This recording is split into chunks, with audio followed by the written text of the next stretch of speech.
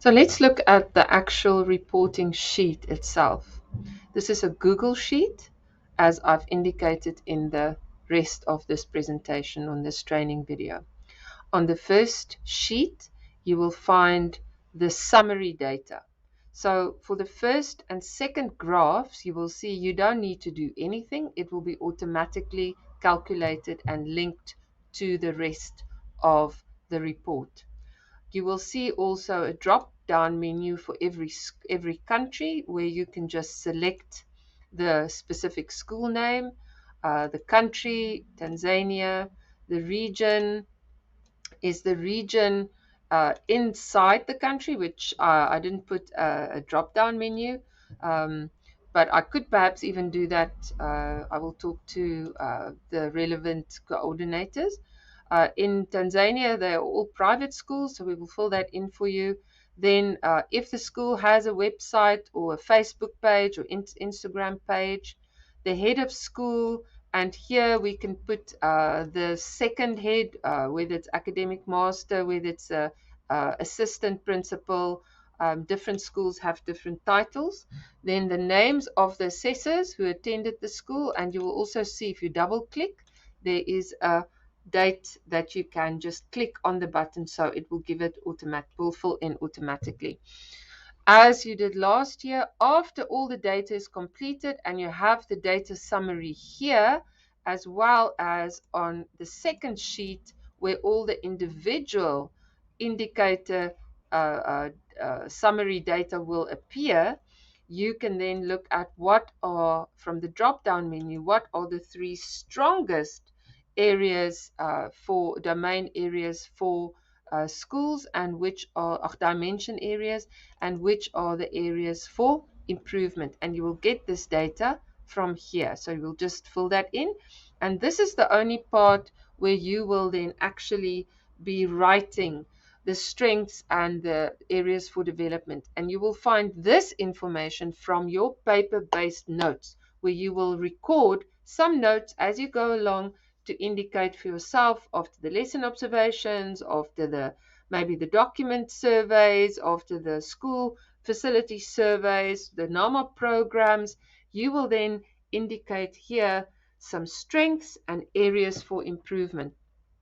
In areas for improvement, you will be using verbs, right? Things that the schools can do. So create policies with the input, improve, develop. Let's say create, improve, develop, monitor, evaluate. So think of action verbs that they can use. And I want to remind you, I've put this in the training, but if you want to go in a Google spreadsheet to the next line, you press on your keyboard Alt and Enter together. Else it will just take you to another row in the document. So that's the first page. The second page, you have nothing to do here. It is all linked to the individual sheets. So the data will automatically appear here. The data is protected, and hence you will not fill in anything here. So all the data, as you fill it in, you will see it will automatically come here. I will double click on one of these cells, and you can see the links are there to the individual forms where you will input the data. So basically you have two sheets on which you will be inputting the data: observation, documents and policies, and the other one's interviews/questionnaires.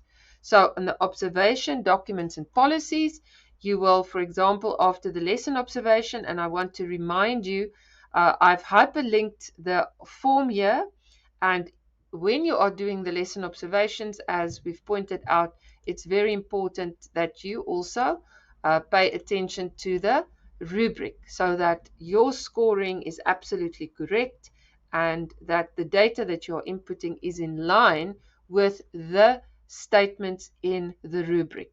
And of course, all of these statements should be in place for it to be a 3. If you have 4 out of the 5 statements, it still is a 2.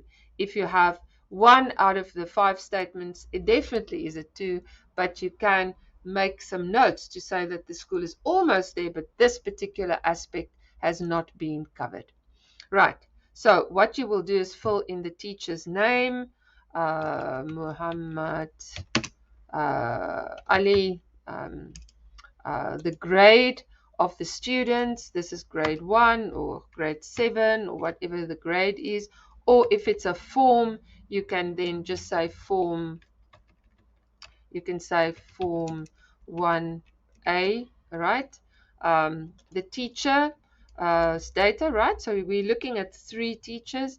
And then after you have completed this, and maybe if you were 2 people, you've discussed it, you can then just use the drop down menus to fill in the actual performance of the teachers.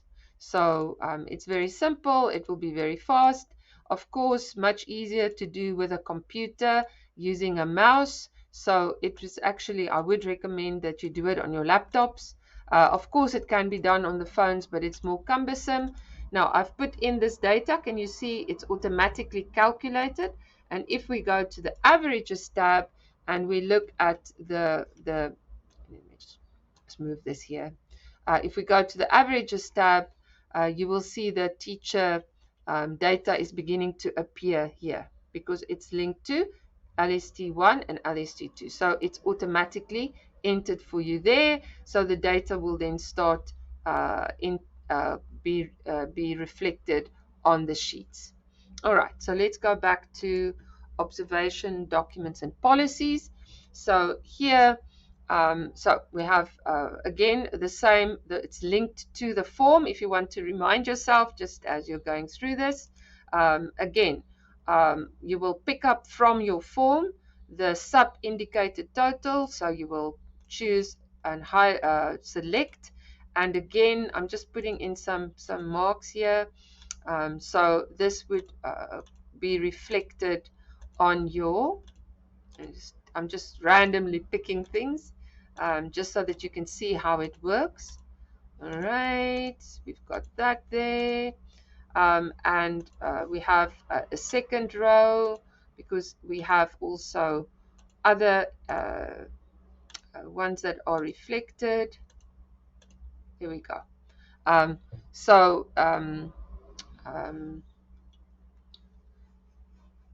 This will then, again, if we go to the averages, you will start seeing the data being reflected here. I just need to check this one because I just need to see what's the reference.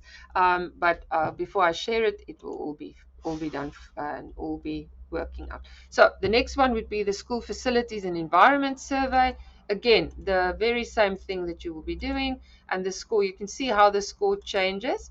Now, if a school has hostels, you will also fill that in, and it will then also be reflected. And I will, on the averages sheet, I will link whether the school has hostel or whether not, so you don't have to worry about it. It will all be done automatically. As far as the interviews are concerned, this will help you if you work with a colleague, and if you work per student, one colleague can read the total and you then just fill in the totals. The same for, so the student questionnaire has 3 main domain areas. Teacher questionnaire has 2 domain areas. Leadership questionnaire has 4 domain areas. Community and non-academic staff, parent staff, and funding survey.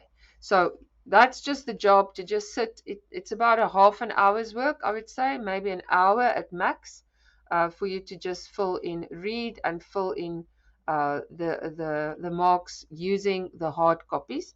Now, if the students filled in a Google Sheet, if they have a computer center where they've accessed the Google Sheet, the same for the teachers, you can just, we will just indicate that, and then we can copy and paste the data. But don't do that yourself. I will help you with that. So you will just indicate to me if the school used the online copies, and then I will export that data and I will then paste it into these sheets as it appears. So then you don't have to do this manually. But the leadership one will definitely be done manually. The community will be done manually. The non-academic staff and the parents and funding survey. This will all be done on the paper. So it's basically the teachers and the students if they have access to the Google Forms. I will have to know also whether the schools are doing this, whether they prefer this, and we will create links, special links for them to these forms so that it can be exported. All right, so that is using the Google reporting tool. So once you've done that, once you've then looked at your paper-based comments that you've made after the student questionnaire, maybe because you will sit together with them and get some feedback, or with the teachers, there might be some feedback that they've written on their actual forms that you want to make a note of, because that will ultimately come in the final index overview. And I would suggest that you use some bullet points. So of course, you can't really do a bullet point in a Google Sheet.